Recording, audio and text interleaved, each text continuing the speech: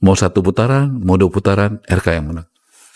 Untuk kali ini 1 putaran atau 2 putaran menurut Mas? Kita doa, ya.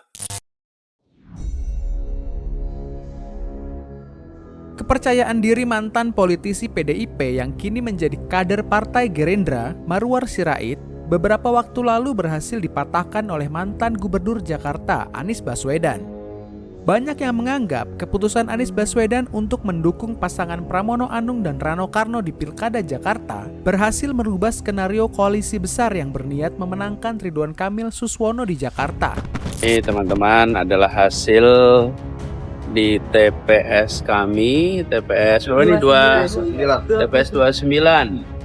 Cilandak Barat. Hasilnya Ridwan Kamil 93, Dharma 19, Pramono Anung Rano Karno 190. Nah, sekarang saatnya kita jaga sama-sama, pastikan seluruh suara dikawal dan kertas suara sisa dikawal supaya tidak ada penyalahgunaan.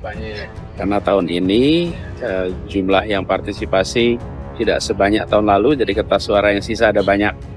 Jaga kertas suara yang sisa, jangan sampai ada penyalahgunaan. Kawal demokrasi, jaga kehormatan. Salam buat semua ya.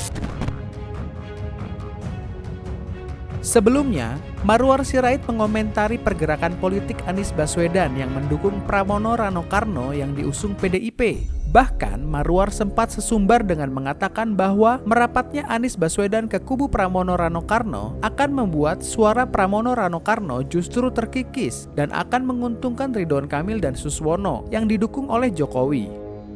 Marwar juga mengatakan bahwa ahli itu akan membangunkan macan yang sedang tidur. Bagaimana maksudnya? Membangunkan macan tidur. Ya. Coba tampilkan itu apa? Adakah itu pernyataannya Ini kan itu? Pramono didukung PDIP, benar nggak? Iya, betul. Ada yang salah nggak? Dari yang salah. RK didukung Prabowo dan Jokowi, betul nggak? Ya. Jadi apa yang salah? Nggak Biar ada rakyat salah. memilih. Betul. Rakyat percaya sama PDIP dan Anies Ya. yang mendukung Pramono, atau percaya sama Prabowo dan Jokowi, Ya. ya Gibran yang mendukung, Ya. dan kita yang mendukung Oke. RK. Itu Ya. kan pilihan. Normatif itu. Tapi maksud saya itu tadi. Itu kan normatif, yang itu politis. Coba tampilkan. Itu sangat penting sekali, nggak Yang normatif. soal apa namanya itu, apakah apa? Nah itu tadi. Apa maksudmu dengan mengatakan membangunkan macan tidur? Loh, Akbar, ya, Anies itu surveinya paling tinggi buat Gubernur Jakarta, bahkan di atas RK, betul nggak? Ya. Kan nggak dicalonkan oleh PDI, oleh Ibu Mega kan? Ya. Kenapa menurut kamu? Nggak tahu. Kalau menurut saya, ini analisa ya, karena grassroots-nya PDI secara ideologi berbeda dengan Anies. Oke. Kau setuju nggak? Oke. Setuju nggak? Setuju dong. Nah, ya sudah. Kan memang begitu. Nah, kemudian di ujung akhirnya, tapi Pram datang bersama-sama untuk mendapatkan dukungan dari Anies kan? Iya. Nah, Apa bacaanmu dari situ apa, Ra? ya pasti nggak semua grassroots PDI Perjuangan setuju dengan langkah itu. Ya dong. Kamu ingin mengatakan dukungannya Anies tidak akan signifikan gitu maksudnya? Mungkin yang mendukungnya Pram yang dari awal juga bisa kabur juga. Karena secara ideologi tidak cocok dengan Anies. Di podcast Akbar Faisal Uncensored, Ara sempat mengatakan soal keberanian Ridwan Kamil dalam mengatasi persoalan intoleransi dan radikalisme, sehingga hal tersebut tentu akan menarik banyak pemilih non-muslim di Jakarta. Tadi malam saya datang ke basis-basis non-muslim bersama Ridwan Kamil. Ya, bertemu dengan pendeta, bertemu dengan anak-anak muda Kristen, pengusaha-pengusaha Kristen, Katolik, Buddha. Dan RK kenapa? Dia berani, ya, seperti waktu dia jadi gubernur Jawa Barat, bagaimana dia bisa berikan izin gereja Katolik di Bekasi, padahal banyak yang menentang.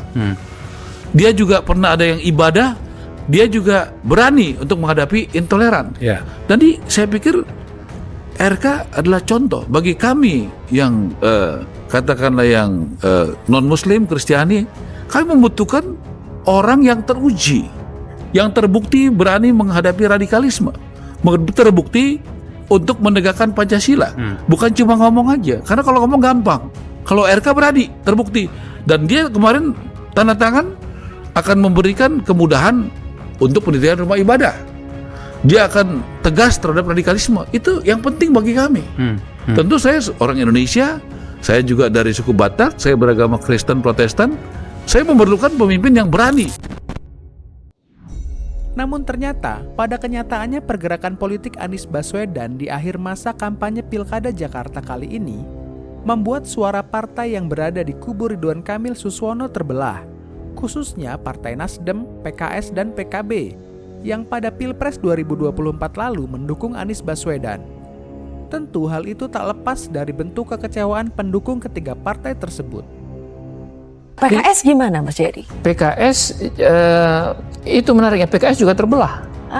Baru kali ini PKS terbelah Iya, di Jakarta. Iya. Karena biasanya solid tuh. iya. Saya kira kan penjelasannya yang ingin saya katakan tadi ya, PKB, Nasdem, PKS. Pola itu hanya satu yang bisa menjelaskannya, faktor Anies kan. Jadi karena misalnya PKS, kenapa masih terbelah? Karena selama ini ada kedekatan yang sangat kuat antara pemilih Anies dengan pemilih PKS gitu. Nah, karena endorsement Anies itu lebih jelas ke Pram Rano, maka para pemilih PKS yang lebih dekat ke Anies itu kemudian kan juga banyak yang pindah. Faktor kedua saya kira juga ada faktor endorsement dari tokoh, terutama tokoh yang paling populer di Jakarta yaitu Anies Baswedan.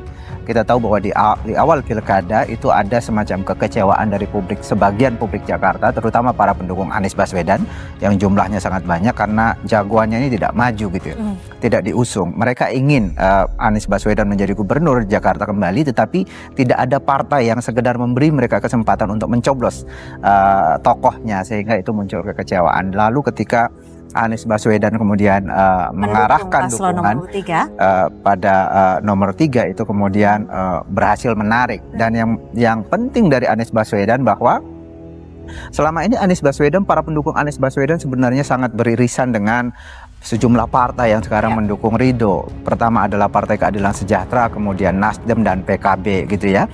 Dan kita tahu bahwa di Indonesia, bukan hanya Jakarta, itu ikatan publik dengan partai itu relatif longgar gitu ya. Party ID kita sangat rendah. Yang paling utama adalah tokoh. Sehingga ketika tokoh seperti Anies Baswedan itu menentukan pilihan, ini bisa menggerus suara partai. Sekalipun belum ada pengumuman resmi, sepertinya PKS yang memasangkan kadernya yaitu Suswono untuk mendampingi Ridwan Kamil harus legowo melihat paslonnya berada di posisi kedua dalam hitung cepat lembaga survei. Bahkan perolehan suara Pramono Rano Karno yang mencapai hampir 51% membuat Pilkada Jakarta kemungkinan hanya akan berlangsung satu putaran saja. Pramono dan Rano Karno bahkan sudah mendeklarasikan kemenangan mereka. Selain itu juga menyampaikan terima kasih kepada banyak pihak termasuk Anies Baswedan yang ikut dalam barisan untuk memenangkan Pilkada Jakarta. Walaupun partai elit partainya mendukung Ridho, tetapi itu berhasil diambil oleh sebagiannya oleh Pramono Anung yang didukung Anies. Salah satunya misalnya PKS. Kita lihat di dalam survei, bahkan di dalam exit poll yang kami lakukan pagi ini, suara PKS yang biasanya solid ini adalah partai kader, tapi di Jakarta terpecah gitu ya, sebagian ke Ridho, sebagian lagi diambil. Prosentasenya terhitung tidak? Presentasinya 50-50 lah. Itu yang terjadi. Nah, ketika ini terpecah, sementara basis pendukung dari partai-partai katakanlah kelompok kebangsaan di Jakarta yang juga cukup besar, jangan lupa bahwa PDI Perjuangan juga relatif kuat di Jakarta ya. Sebelumnya itu pemenang pemilu. Jadi itu solid. Kemudian kelompok minoritas juga solid ke Pramono Rano, tapi pada saat yang sama mereka berhasil melakukan penetrasi ke basis yang lain. Tim pemenangan Ridwan Kamil Suswono mengumumkan hasil perhitungan suara versi mereka. Menurut mereka, pasangan RK Suswono memperoleh 40,17% suara, Darmakun memperoleh 10,55% suara, dan Pramono Anung memperoleh 49,28% suara. Dengan begitu, terbuka peluang Pilkada Jakarta 2 putaran. Namun hal itu berbeda dengan klaim dari pihak Pramono Rano Karno. Ini tidak lagi melihat hasil quick count. Jadi hasil quick count itu kami lihat di hari Rabu pagi sampai Rabu kira-kira sore. Nah, di mana memang hasil quick count-nya kan 50, sekian, ada yang 49, betul. Nah, dari situ kami melihat dan kita juga tadi disampaikan ada margin of error dan lain-lain. Nah, di situ pun kita udah cukup puas. Tapi bukan itu yang membuat Mas Pram kemudian mendeklarasikan kemenangan. Begitu juga tim.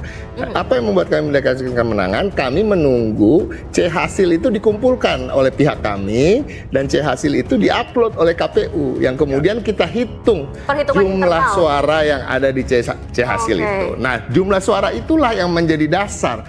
Jadi kita sudah melampaui bicara soal quick count. Quick count-nya udah segitu dengan margin of error. Dan sekarang kita bicara soal tadi C hasil yang sudah di-upload oleh KPU dan juga yang sudah dilakukan perhitungan oleh kita yang lengkap. Nah, jumlahnya di atas 50% duanya. Bahkan apa yang ada di kita hitungannya, karena yang satu lagi si rekap itu kan ada kemungkinan bisa salah baca dan lain-lain.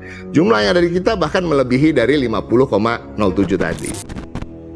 Tak sampai di situ, tim ses Ridwan Kamil Suswono juga membeberkan adanya indikasi kecurangan dalam Pilkada Jakarta kali ini yang membuat hasil perolehan suara terpengaruhi.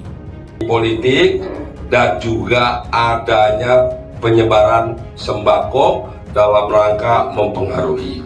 Dan ternyata dugaan kami betul, dan di beberapa tempat termasuk di Pulau Seribu kemarin telah ditemukan banyak sekali sembako yang siap edar. Inilah salah satu faktor yang mencederai proses pilkada di DKI Jakarta. Ternyata masih ada yang menggunakan dengan cara-cara yang curang, yaitu money politik dan penyebaran sembako di hari tenang. Yang berikutnya juga kami ingin sampaikan bahwa kami ingin mengajak seluruh jajaran partai orang pendukung agar melaporkan semua bentuk-bentuk money politik, bentuk-bentuk kecurangan yang terjadi kepada aparat hukum terkait pilkada, yaitu Bawaslu, KPU, dan kepolisian dan yang terkait. Bagaimana pendapatmu? Tulis di kolom komentar. Ini mungkin pertanyaan super awam ya. Tapi kan untuk menang satu putaran harus 50% plus 1. Jadi ibaratnya kalau ada 2 juta voters, kok menangnya itu butuh 1 juta dan 1 voters. Bener dong? 1 juta 1 orang. 1 juta dan 1 orang. Iya. Bukan persentase. Bukan persentase kan? Jadi 1 juta plus 1 kalau 1 orang. 1 orang aja lebih dari 50%. Udah menang. Lebih 1 orang. Lebih 1 orang saja itu sudah menang 50% plus 1. Lebih 1 orang saja. Aduh, ini namanya ketakutan.